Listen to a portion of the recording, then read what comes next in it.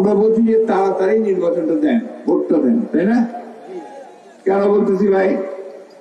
ভোটটা যদি তাড়াতাড়ি হয় তাহলে একটা সরকার আসবে, যে সরকারটার পেছনে জনগণ থাকবে, তাই না? আর যদি জনগণ না থাকে তাহলে কি ওটা কাজ করতে পারবে?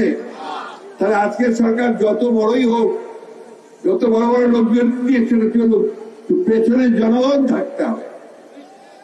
আমরা সেই কারণে বলেছি যার কাল বিলম্ব না করে দ্রুত নির্বাচনের ব্যবস্থা করুন। তার জন্য যতটুকু পরিবর্তন করা দরকার, যতটুকু সংস্কার করা দরকার, সেইটুকু সংস্কার করে ভোট দিন।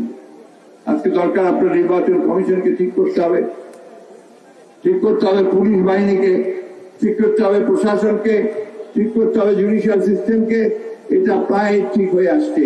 এটাকে ঠিক করে ভোট দেওয়ার জন্য ভোটের একটা রোড ম্যাপ, কবে কবে ভোট হবে, কিভাবে হবে, সেটা একটু জানিয়ে দেন জনগণ। জানিয়ে দিলে অনেক অংশেই আপনার সবাই ঠান্ডা হবে, স্থিরিত হবে।